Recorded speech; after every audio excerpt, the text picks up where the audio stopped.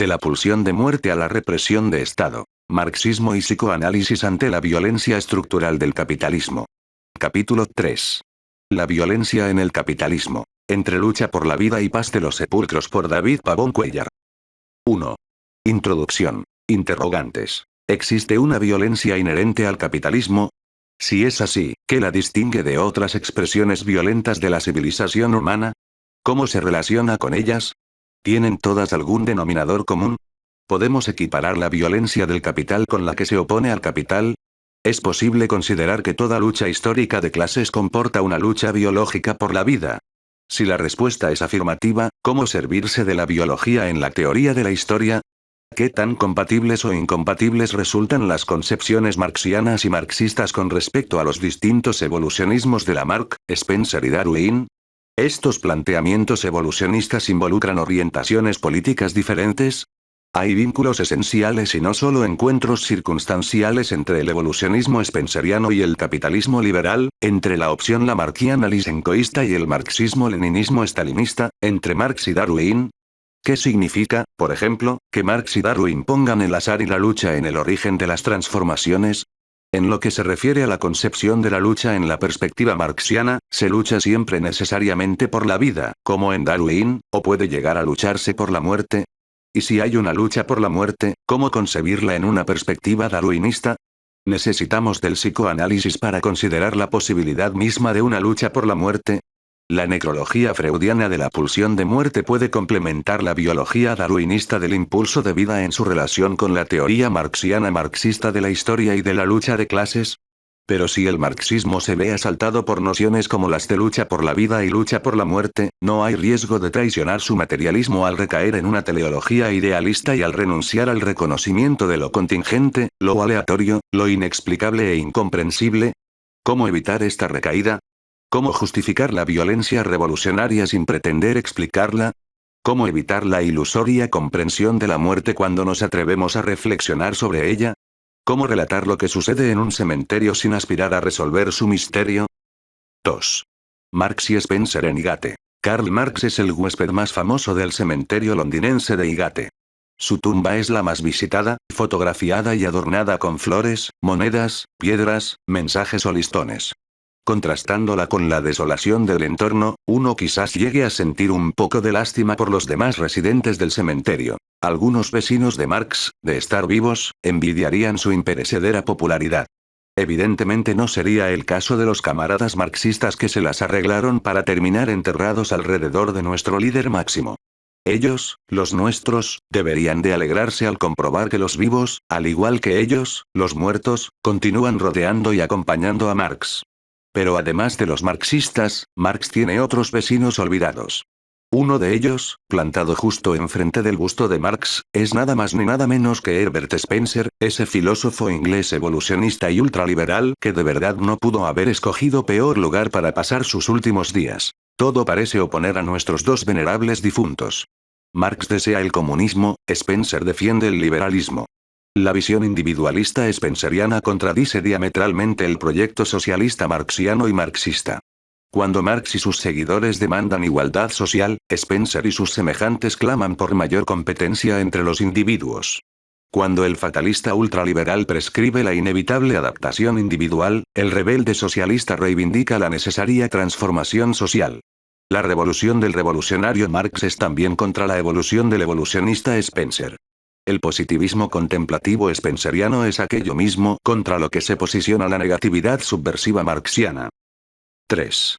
Comunismo y liberalismo en el mundo. La oposición entre Marx y Spencer corresponde a uno de los principales enfrentamientos económicos y políticos sociales de los que han desgarrado las sociedades occidentales entre los siglos XIX y XX.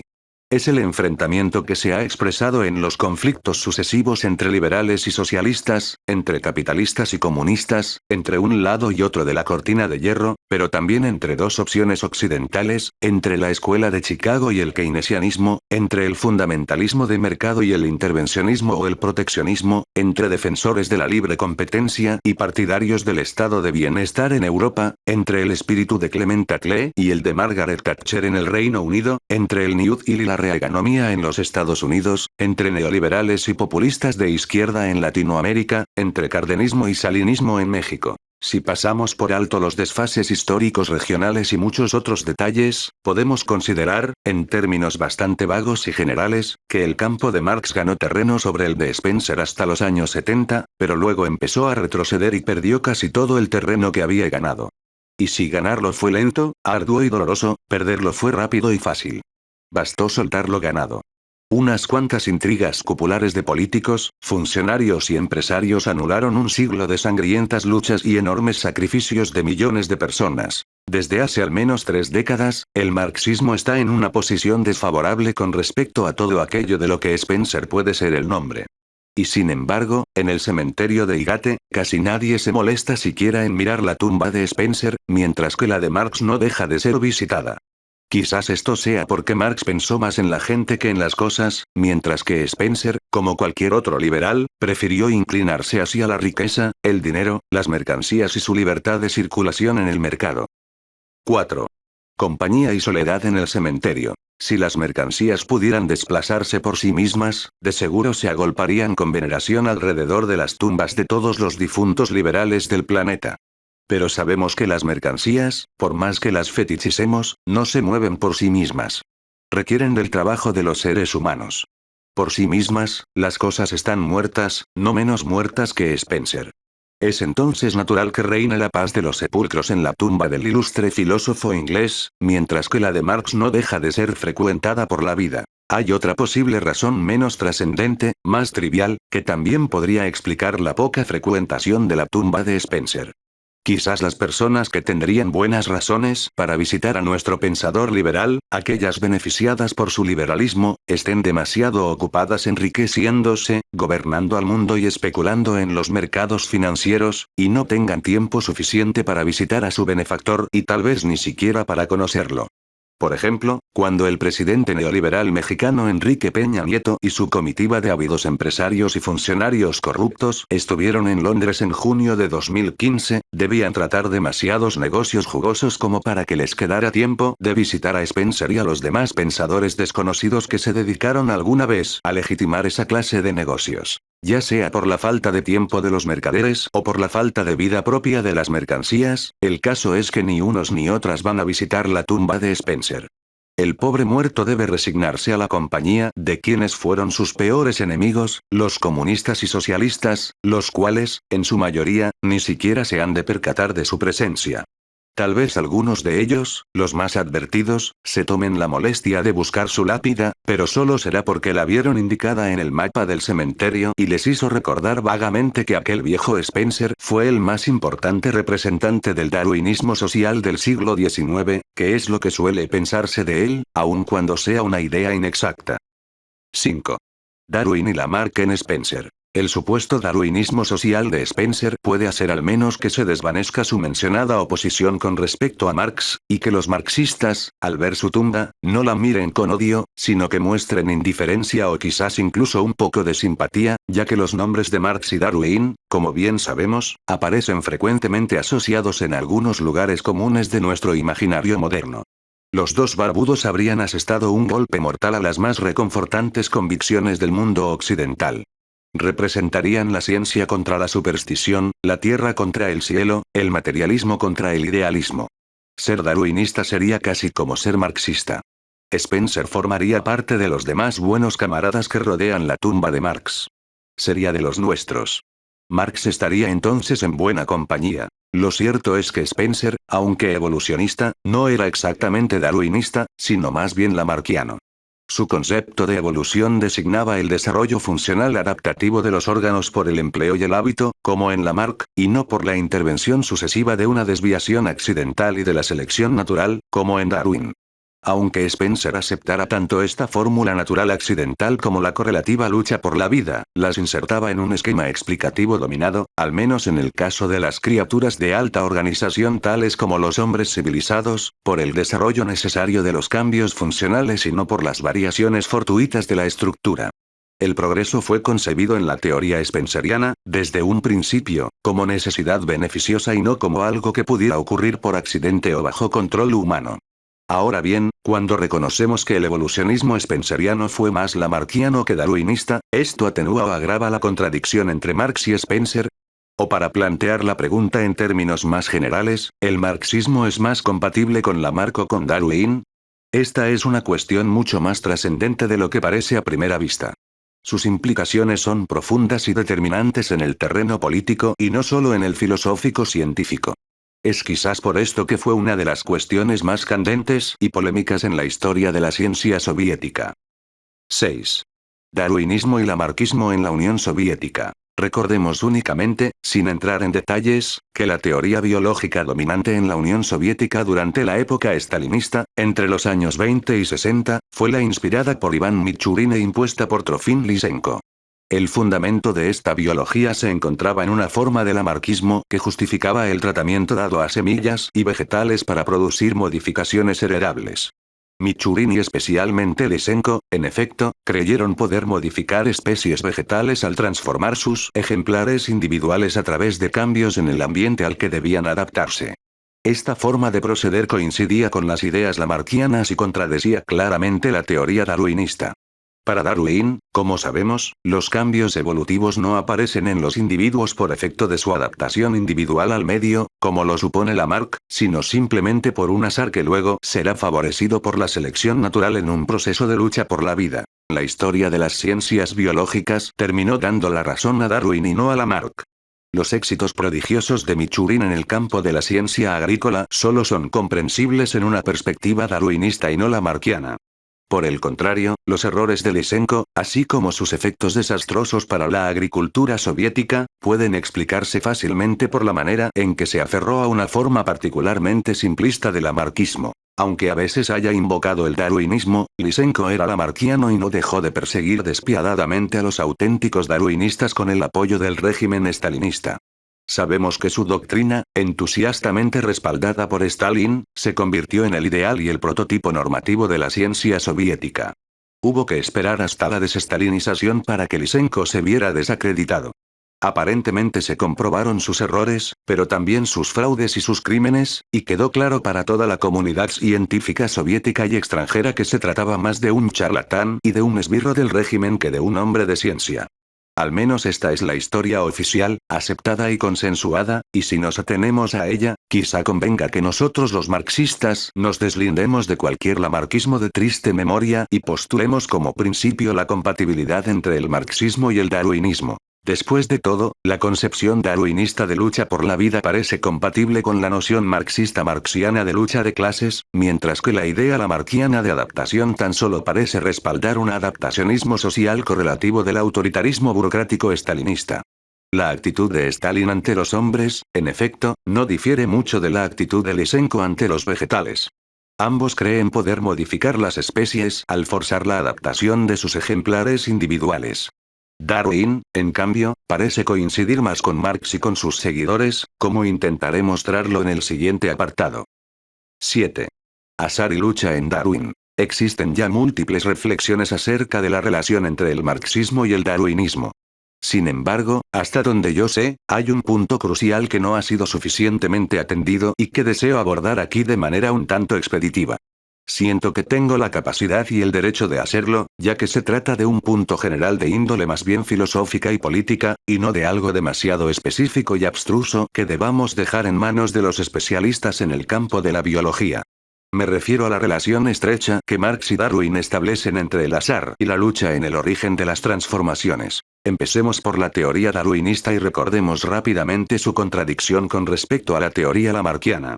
Mientras que Lamarck pensaba que un organismo se transformaba con el propósito de adaptarse al medio y luego heredaba su transformación a sus descendientes, Darwin consideraba que el organismo se modificaba por azar, y luego, si la modificación era ventajosa, particularmente poniéndolo en una situación de fuerza en su lucha por la vida, entonces el organismo tenía mayor probabilidad de sobrevivir, tener descendencia y heredar su modificación a sus descendientes. Darwin pone lo que sucede por azar y la subsecuente lucha por la vida, en donde Lamarck pone lo que se hace con un propósito y la resultante adaptación al ambiente. Desde luego que la adaptación juega también un rol decisivo en Darwin, ya que las modificaciones más adaptadas serán las favorecidas por la selección natural.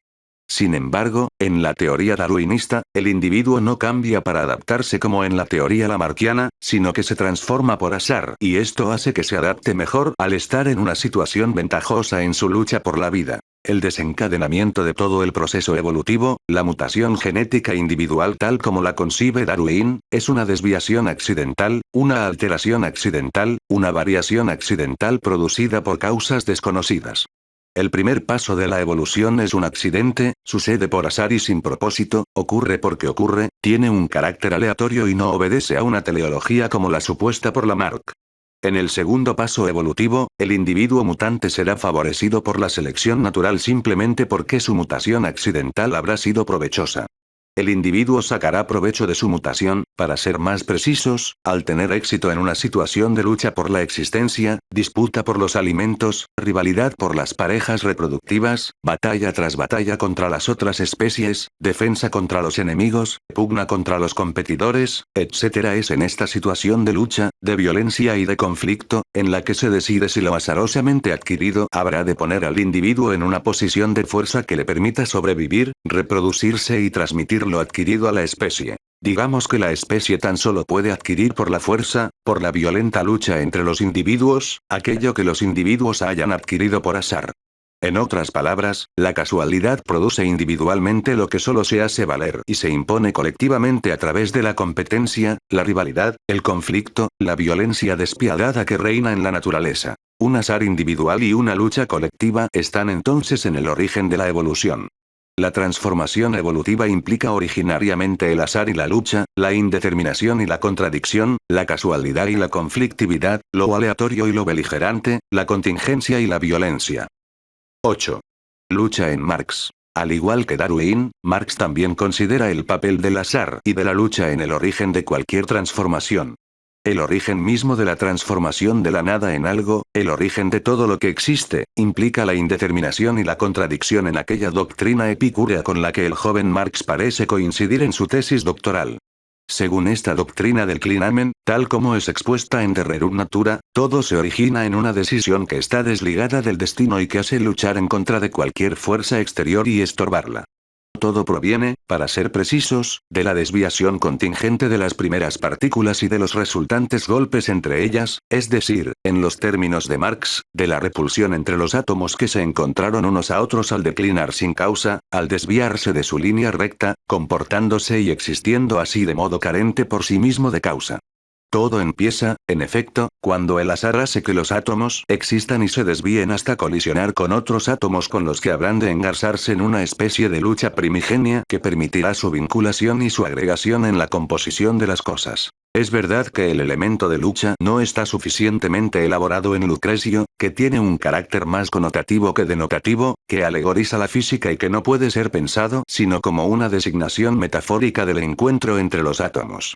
Pero también es verdad que la noción del encuentro como encontronazo, como choque o colisión entre las partículas, parece implicar ya cierta forma elemental de contradicción, e incluso de lucha y de violencia, aunque desde luego no, insistamos, en el plano trascendente de la realidad física, sino en la inmanencia de un discurso, que es lo que nos interesa en Marx lo mismo que en Darwin, así como fue también lo que le interesó a Marx en su comprensión de Epicuro. El caso es que el joven Marx parece aceptar la noción profundamente paradójica de una colisión en el surgimiento de la consistencia, de una contradicción anterior a la existencia, de una oposición constitutiva de la identidad.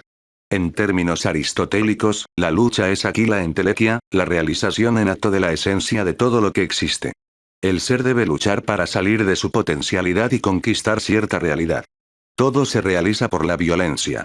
Esto se hará más claro en las concepciones históricas, políticas y sociales de Marx, en las que todo se origina en la violencia de las tensiones y antagonismos entre fuerzas, clases, intereses e ideologías. Un postulado marxiano fundamental, frecuentemente olvidado por su aparente simplicidad, es que la guerra se ha desarrollado antes que la paz. En el mundo humano como en el inhumano, tal como se los representan Marx y sus seguidores consecuentes, el conflicto estará en el origen de todas las cosas y por ende también de todas las transformaciones que hacen aparecer nuevas cosas diferentes de las anteriores. La existencia es precedida por la transformación que es a su vez provocada por una lucha originaria. Se lucha, luego se existe. No hay manera de que algo exista sin que se violente de algún modo aquello a lo que se arranca. La violencia es anterior a la existencia. Se existe luchando. En esta dialéctica ontológica marxiana y marxista que invierte la del sentido común, se empieza por luchar, incluso antes de existir y de ser lo que se es, ya que lo que hay resulta de una lucha que lo hace cobrar cierta existencia y diferenciarse de lo demás, desgarrarse de lo diferente, volviéndose, al menos por un instante, idéntico a sí mismo. De ahí que Mao Zedong postule categóricamente que sin lucha no hay identidad. Todo lo que existe surge de procesos y transformaciones atravesados por el elemento de lucha. Mao nos explica también cómo este elemento de lucha recorre los procesos desde el comienzo hasta el fin y origina la transformación de un proceso en otro. La lucha entre los contrarios es omnipresente, y por lo tanto decimos que es incondicional y absoluta. Esa fuerza de lucha que se hace cualquier historia. La trama histórica se teje con violencia. Conocemos la escandalosa fórmula del capital en la que se define la violencia como potencia económica y como comadrona de toda sociedad vieja que lleva en sus entrañas una sociedad nueva. Conocemos también la proclamación final del manifiesto comunista en la que se afirma sin ambajes que los objetivos enunciados tan solo pueden ser alcanzados derrocando por la violencia todo el orden social existente. Esta concepción de la violencia como herramienta imprescindible y como partera de la historia se ha transmitido a la tradición revolucionaria marxista, especialmente a través de Lenin, quien siempre admitió el carácter inevitable de la revolución violenta y tuvo claro que los grandes problemas en la vida de los pueblos se resuelven solamente por la fuerza. 9. Azar en Marx. Además del elemento violento y conflictivo, Marx adopta el elemento contingente o azaroso del origen, el cual, como bien sabemos, ha sido enfatizado por el viejo Althusser en su materialismo aleatorio. Según este materialismo, el origen de las cosas no puede explicarse por una causa final o inicial.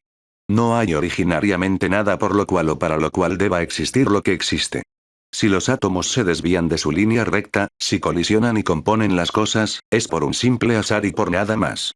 Cualquier otra explicación tendrá que darse en el ámbito etéreo de las ideas, en el cielo del idealismo, y hará entonces que traicionemos la perspectiva materialista del marxismo. Un verdadero materialismo, tal como lo ve Althusser a partir de Marx y Epicuro, tendrá que ser aleatorio porque sólo así encontrará el origen de todas las cosas en un acontecimiento material y no en la idea explicativa hipotética de una causa o de una finalidad.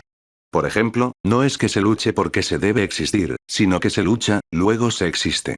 La existencia no tiene un valor explicativo porque lo que lucha no lo hace porque tenga en mente existir. ¿Cómo habría de tener algo en mente si todavía no existe? Habrá existido retroactivamente por la lucha, pero eso no basta para explicar la lucha por su existencia. Cualquier explicación adquiere aquí un carácter idealista. Ser materialista es reconocer lo inexplicable, incomprensible, impensable, irreductible a las ideas. En el caso de la violencia, para concebirla de modo materialista, no se le debe pensar a través de un esquema comprensivo explicativo como el que la integra teleológicamente, ya sea en una lucha por la vida o en un parto de la historia. Como veremos, este parto y esta lucha pueden admitirse de un modo materialista como formas de existencia de la violencia, pero esto supone que no intervengan como ideas referidas a las causas o los fines de los efectos violentos que intentamos comprender o explicar. Cierta violencia puede ser por la vida, porque se está vivo y se lucha por la vida, porque la vida intenta mantenerse o perseverar en el estar vivo, pero todo esto no quiere decir que la violencia existe para que la vida sea. La vida no puede bastar para dar sentido a la violencia porque la vida misma no tiene un sentido, lo que no excluye, por cierto, que sea violenta o se valga de cierta violencia. De igual modo, no hay parto de la historia que no sea violento, pero esto no significa necesariamente que hay violencia para que se haga la historia. Digamos que el parto de la historia no es el significado intrínseco de la violencia. Podemos considerar, pues, que la concepción marxiana de la violencia como partera de la historia tiene un carácter idealista heredado presumiblemente de Hegel. Sin embargo, como lo ha mostrado Vittorio Morfino, hay momentos en los que Marx parece liberarse de la dialéctica teleológica hegeliana, como cuando considera que la disolución de la estructura feudal hizo que salieran a la superficie los elementos necesarios para la formación de la estructura capitalista. La violencia de las revoluciones burguesas no es aquí para la formación de la nueva estructura, sino por la disolución de la vieja estructura. Y esta desestructuración es porque es, de modo inexplicable, pero también inevitable, como una inevitable tendencia desviante intrínseca de los componentes de cualquier estructura. En Marx, independientemente de cualquier hipótesis explicativa económica de la agudización de las contradicciones, los elementos estructurales tienden a desviarse, desajustarse, desorganizarse o dislocarse, lo que provoca irremediablemente una violencia revolucionaria que permite a su vez el nacimiento de la nueva sociedad. La desestructuración y la resultante violencia posibilitan así el curso de la historia, pero no suceden por la historia ni para ella. Sencillamente suceden porque así es, de manera inexplicable. No es necesario explicar la violencia para justificarla. 10. Dificultad e imposibilidad de la explicación. El reconocimiento de lo que no puede explicarse, como gesto fundacional del materialismo aleatorio, no aparece de un momento al otro en el desarrollo del pensamiento althuseriano. Althusser empieza por apreciar la dificultad de la explicación para terminar admitiendo la imposibilidad de la explicación.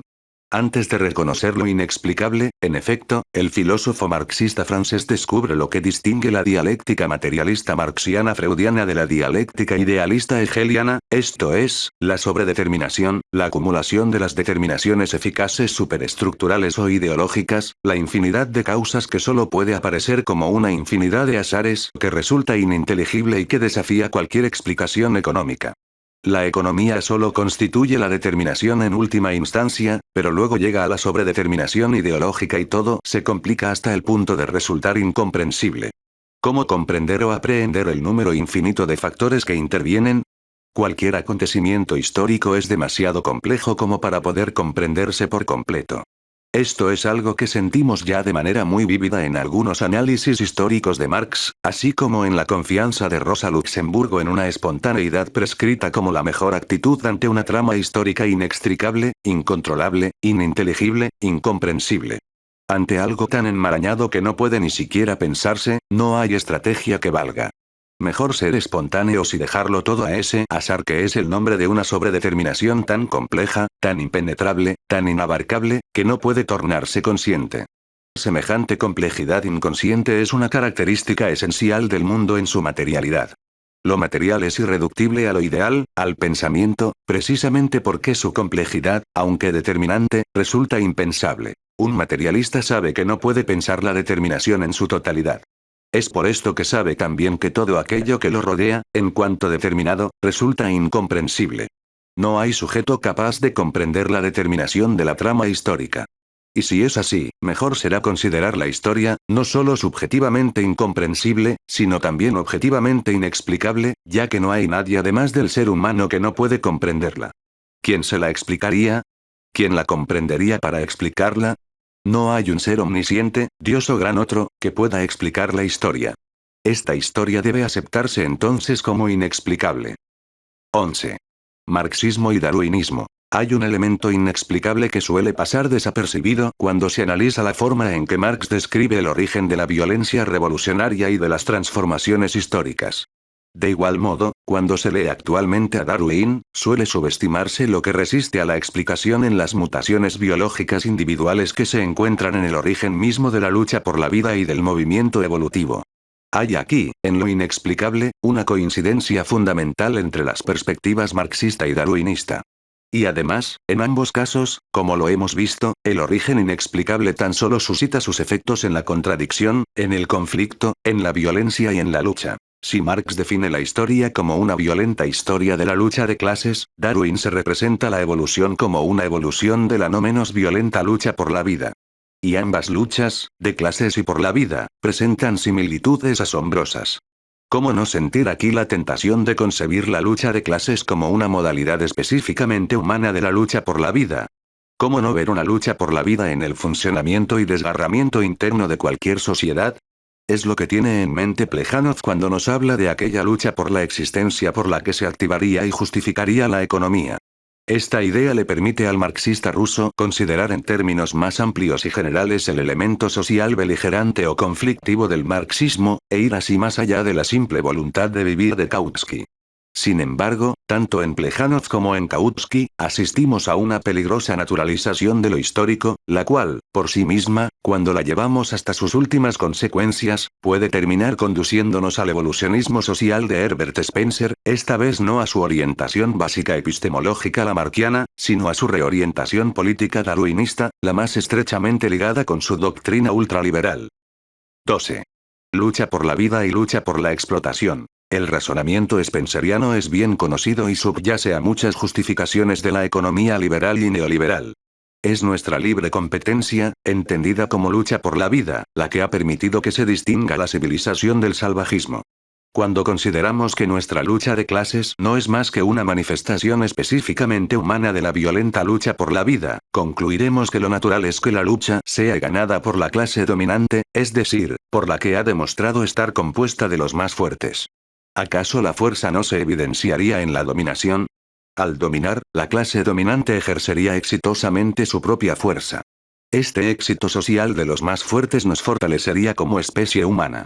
Si es que ayudáramos a los débiles e impidiéramos que los más fuertes les ganaran, los dominaran, los violentaran y explotaran, entonces obstaculizaríamos la evolución e iríamos así contra los designios de la naturaleza y contra el interés colectivo de la humanidad. Es por la evolución de la humanidad que Spencer justifica su posicionamiento ultraliberal y antisocialista.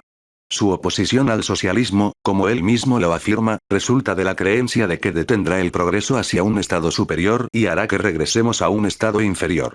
Desde este punto de vista, el socialismo implica regresión, degeneración o involución, y aparece como un involucionismo social que se opone diametralmente al evolucionismo spenceriano. El problema de la doctrina evolucionista social de Spencer no estriba solo en la crueldad y el cinismo de sus conclusiones, sino en la falacia naturalista de la que parte su razonamiento. Podemos detectar esta falacia en dos presuposiciones tácitas. En primer lugar, se presupone que la dominación es una capacidad que procede naturalmente de la fuerza intrínseca de los grupos o individuos que dominan, cuando es claro que la clase dominante domina con la fuerza que adquiere artificialmente de aquellos a los que explota. La explotación, como transferencia de fuerza de los explotados hacia los explotadores, implica simultáneamente el debilitamiento de los explotados y el fortalecimiento de los explotadores. Estos últimos, una vez fortalecidos con la fuerza de aquellos a los que han explotado, pueden fácilmente mantener su ventaja en cualquier lucha de clases. En segundo lugar, se presupone que las clases que se enfrentan son como especies naturales que deben contender unas con otras para sobrevivir. Así como las orcas y las ballenas lucharían por la vida cuando pelean a muerte, las primeras para alimentarse y las segundas para no servir de alimento a las primeras, así también los capitalistas y los obreros se enfrentarían por la vida, los capitalistas para vivir de los obreros y estos para mantenerse con vida. Según la hipótesis liberal y neoliberal, nuestro mundo humano sería como el mundo animal. Reinaría la ley de la selva. Todos lucharíamos para sobrevivir. Tanto los explotadores como los explotados estarían luchando por su vida. Quizás esto sea verdad, al menos en parte, cuando nos referimos a los explotados que efectivamente luchan por su vida cuando combaten a quien se las arrebata para explotarla como fuerza de trabajo. Sin embargo, en el caso de los explotadores, tan solo en circunstancias históricas excepcionales, en situaciones límite, podremos decir que hacen lo que hacen por su propia supervivencia. Lo normal es que los explotadores no luchen para sobrevivir, sino para conservar sus privilegios, para no dejar de captar sus ganancias, para seguir explotando, para no explotar menos, para mantener la explotación en los mismos niveles o en niveles superiores. Y si el explotador dejara de explotar, no por ello dejaría de vivir. Su vida no está en juego en su explotación. Cuando lucha para explotar, no lucha para vivir. Su lucha no es por la vida.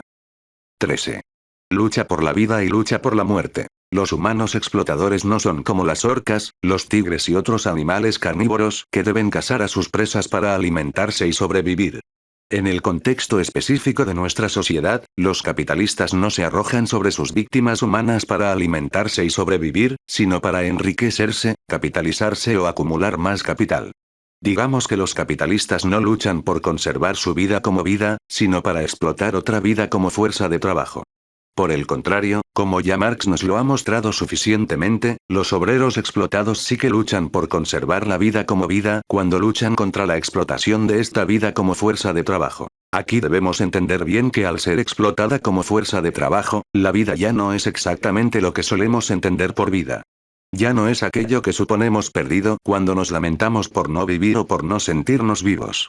Ya no es la vida poseída y experimentada como tal por el propio sujeto, la vida gozada y sufrida como experiencia pulsional tan plena como inútil, sino que se convierte en ese trabajo útil y predominantemente mecánico, desvitalizado, que es el trabajo del capital, es decir, la esencia misma del capital, aquello que le permite ser lo que es, aquello que requiere para poder llegar a realizarse al incrementarse y acumularse. Lo que distingue al capital del simple dinero, en efecto, es que existe al expandirse a través de una vida comprada como una mercancía y así remunerada para ser neutralizada, gastada, consumida, usada, explotada como fuerza de trabajo. La explotación debe apoderarse de la vida para poder transmutarla primero en el trabajo del capital y luego en el capital mismo. Considerando que el capital está muerto y que solo puede producirse al explotar la vida, podemos aceptar con Marx que la explotación capitalista, como transmutación de la vida en capital, es creación de algo muerto a partir de la destrucción de algo vivo. La explotación capitalista, en definitiva, es agotamiento de la energía vital, consumo de lo vivo, muerte de la vida.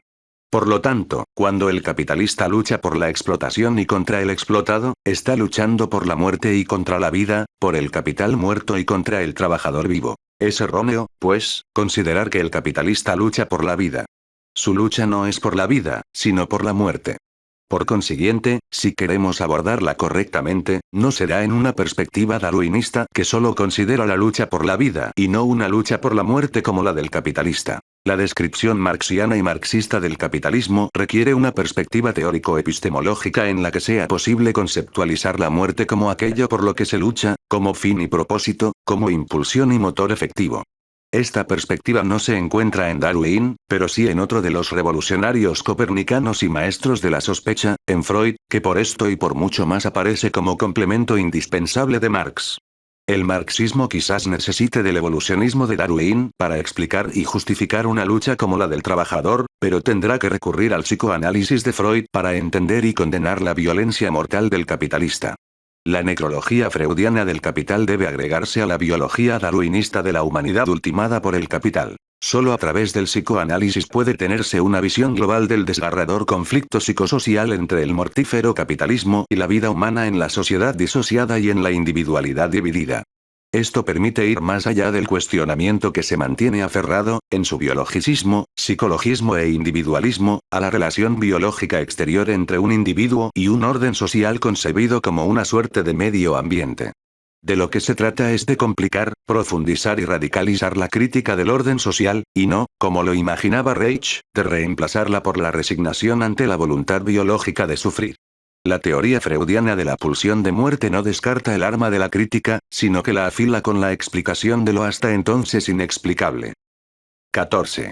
Lucha entre lo vivo y lo muerto. El capitalismo crea una situación tan solo explicable en la teoría freudiana, pero inexplicable desde el punto de vista de Darwin y en espera de explicación en la perspectiva de Marx y de sus seguidores.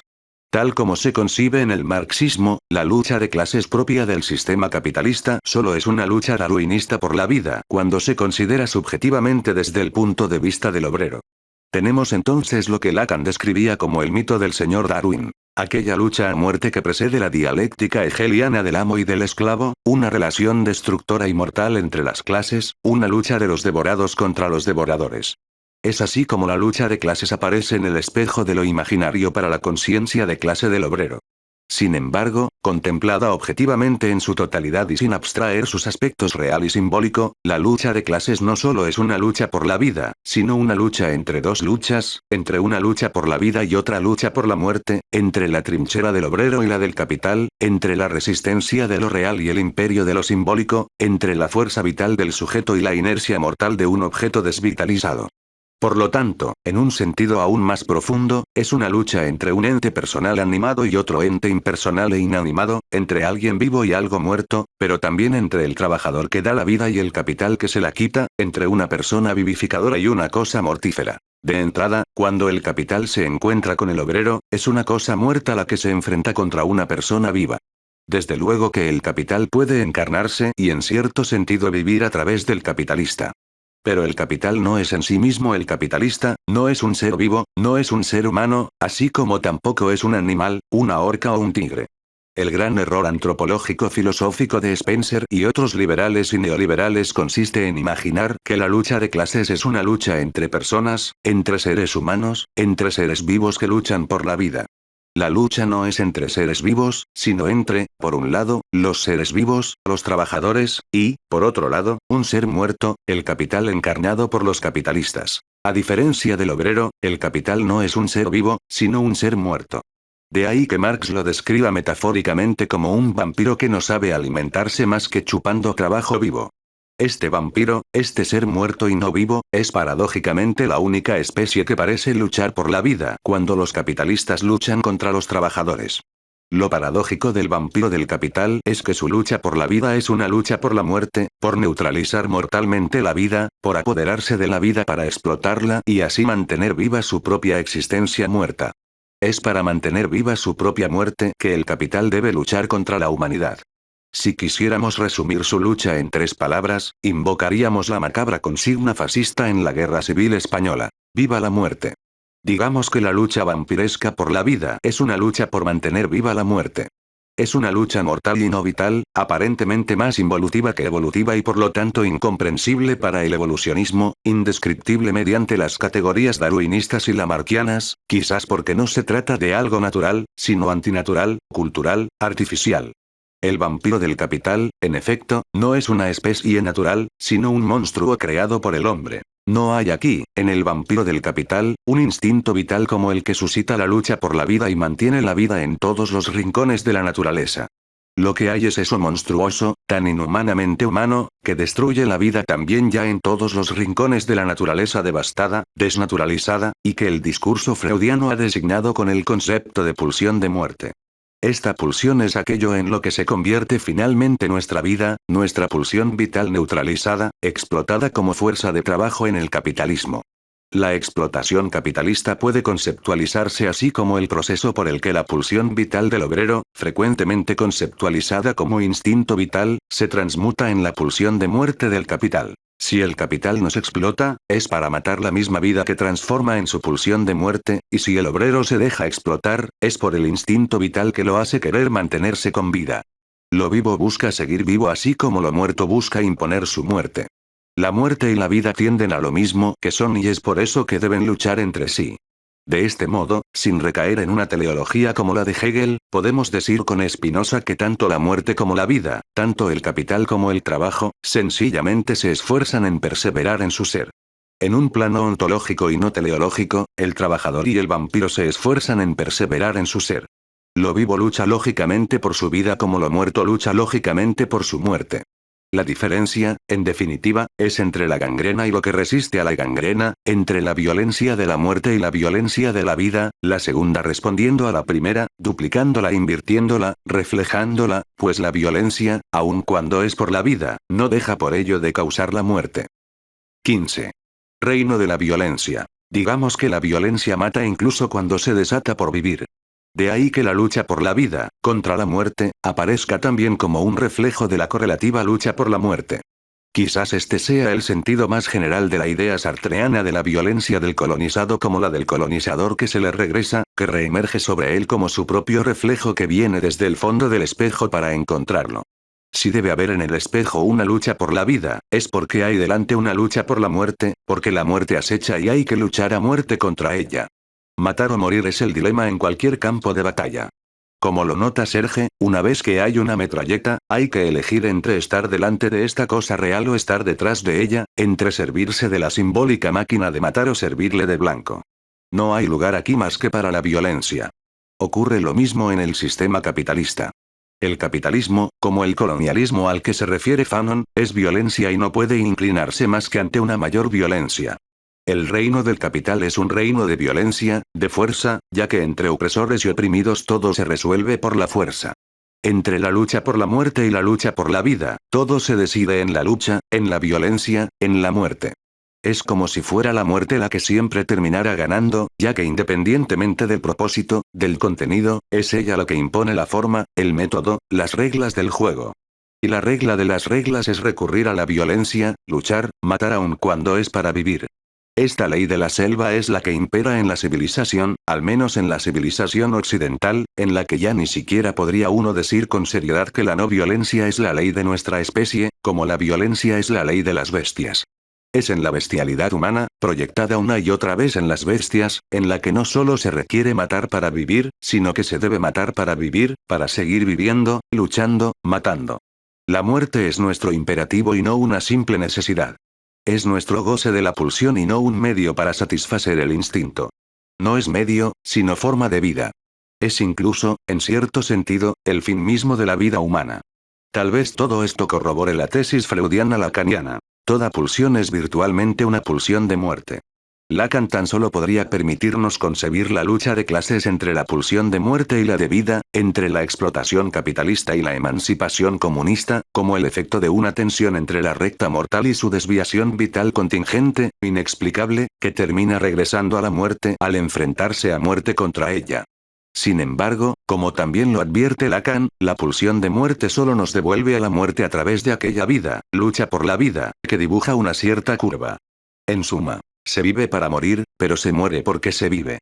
Y lo que es peor, se lucha por la muerte mientras se lucha por la vida, pero solo se lucha en la vida, con ella y a costa de ella. Mientras luchaba por el comunismo, el revolucionario bolchevique de 1917 luchaba ya por lo que terminó de triunfar en 1991, pero no dejaba por ello de ser un comunista.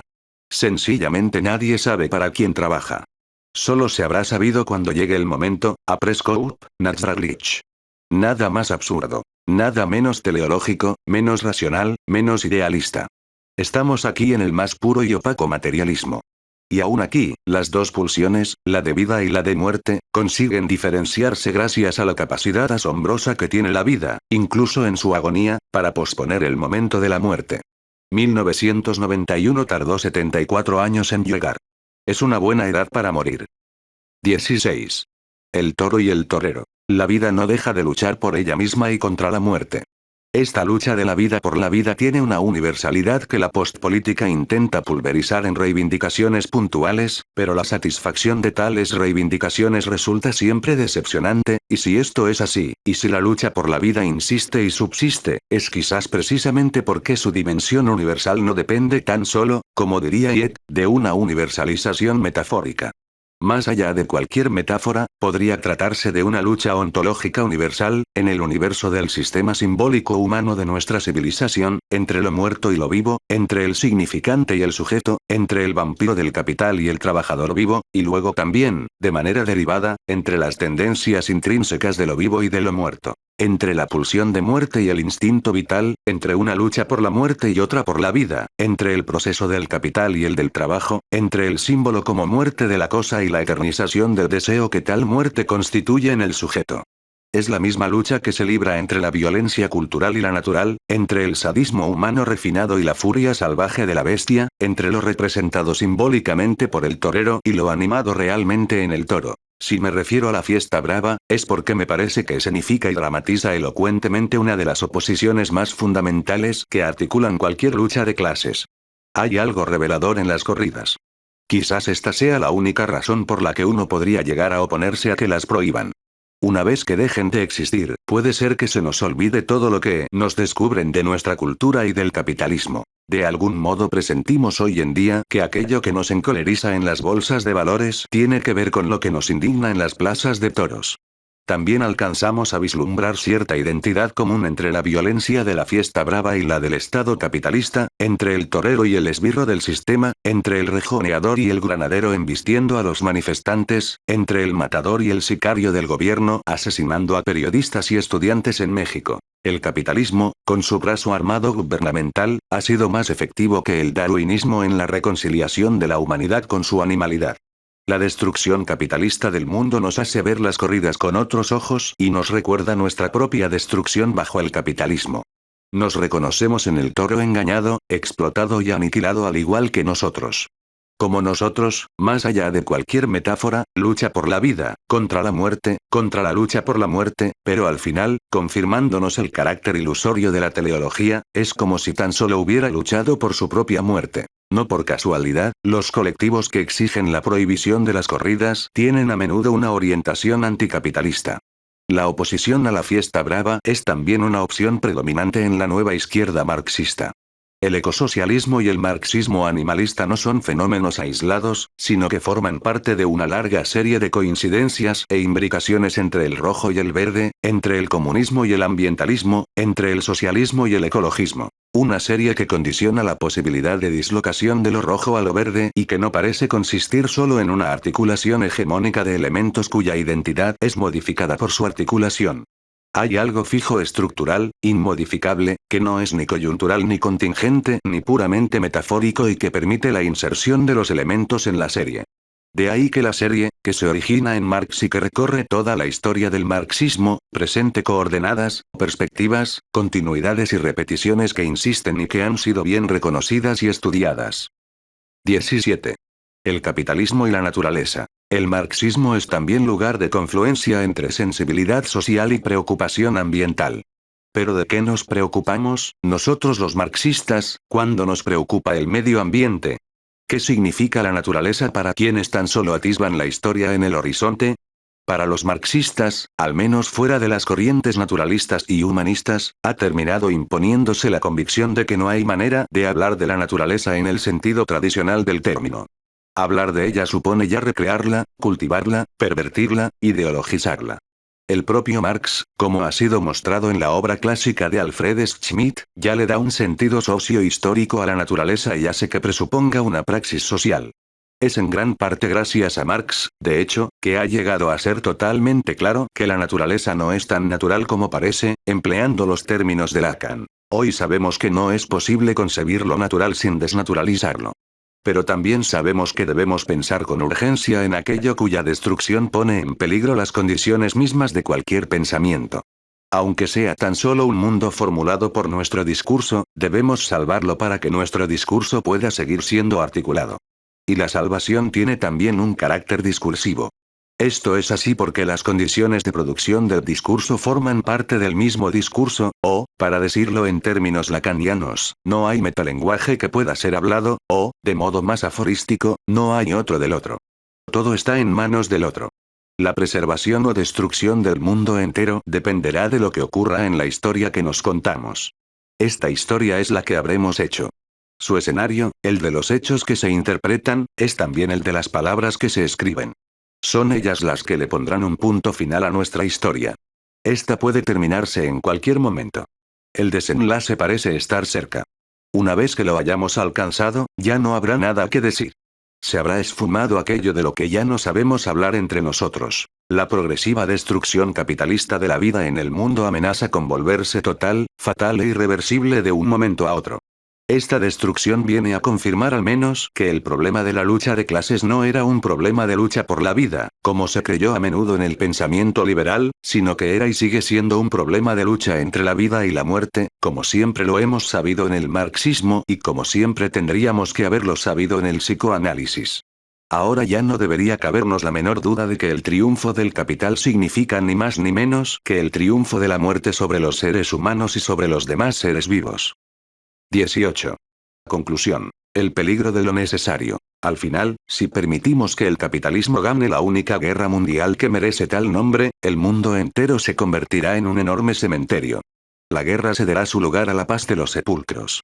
No habrá más que tumbas, y todas abandonadas, como la de Spencer en Igate, ya que no habrá humanos para visitar ninguna tumba, y las cosas, que habrán triunfado sobre ellos, no podrán moverse por sí mismas. Quizás el triunfo definitivo de las cosas sobre las personas, del capital sobre el trabajo, de la muerte sobre la vida, sea el fin inevitable al que todo se dirige, el retorno a lo inanimado al que se refería Freud al presentar su concepto de tánatos.